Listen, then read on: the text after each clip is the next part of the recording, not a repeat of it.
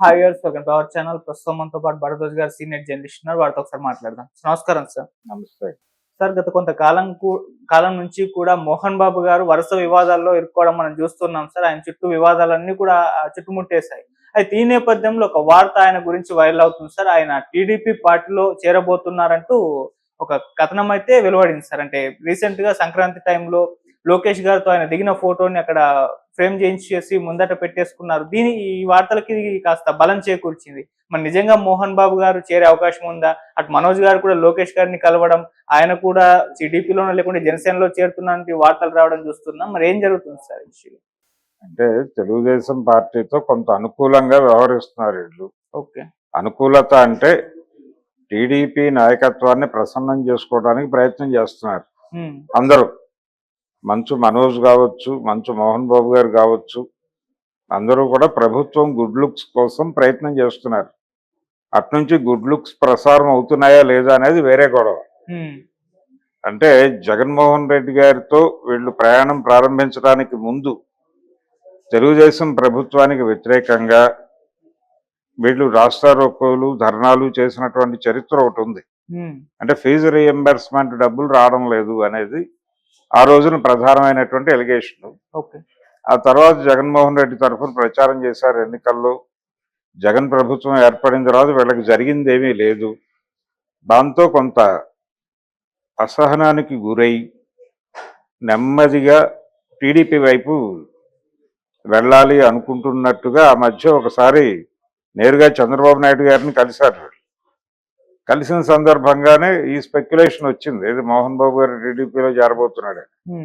అయితే ఇవేవి కాదు, మేము జస్ట్ మా బంధువుల ఇంట్లో పెళ్లికి సంబంధించిన వెడ్డింగ్ కార్డు ఇవ్వడానికి వెళ్ళామని చెప్పాడు ఆయన. అంటే చంద్రబాబు నాయుడు గారితో ఈ రోజున కొత్త సంబంధం ఏం కాదు. చంద్రబాబు నాయుడు గారికి మొదట ప్రచారం చేసిన స్టార్ క్యాంపెయినర్ మోహన్ బాబే.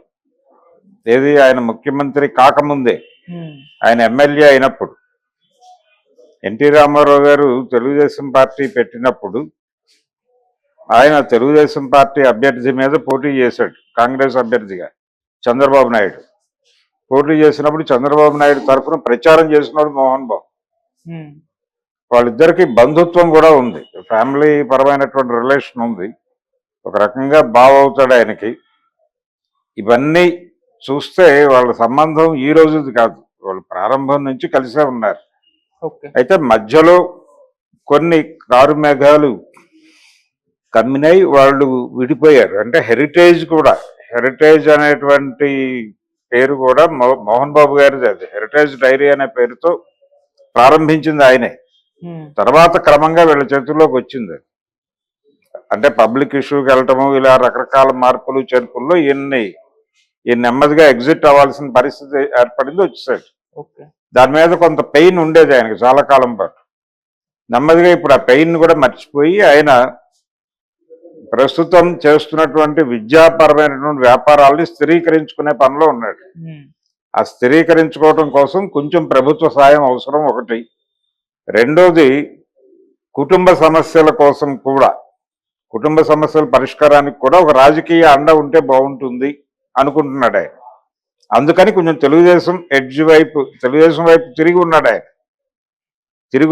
మనోజ్ కూడా అటే ఉన్నాడు. కానీ వీళ్ళని లోపలికి చేర్చుకుని వీళ్ళకి ఏదో చేసేటువంటి వ్యవహారంలో తెలుగుదేశం పార్టీ నాయకత్వం అయితే లేదు. ఇప్పుడు గతంలో లాగా వీళ్ళని తీసుకొని ఆయన రాజ్యసభకు పంపించిన చరిత్ర ఉంది తెలుగుదేశం పార్టీకి. ఇప్పుడు అలాంటి ప్రిపేర్డ్నెస్ తో తెలుగుదేశం పార్టీ ఉందని నేను అనుకోవడం లేదు.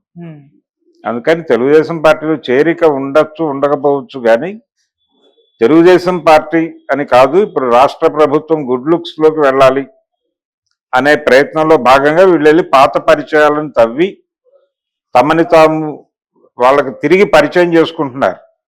లోకేష్కి కావచ్చు, చంద్రబాబుకి కావచ్చు, వాళ్ళ కన్సిడరేషన్ కోసం వెయిట్ చేస్తున్నారు. వాళ్ళు చేయొచ్చు, చేయకపోవచ్చు, కానీ వీళ్ళ ప్రయత్నం కొనసాగుతుంది. సీరియస్ గా ఇప్పుడు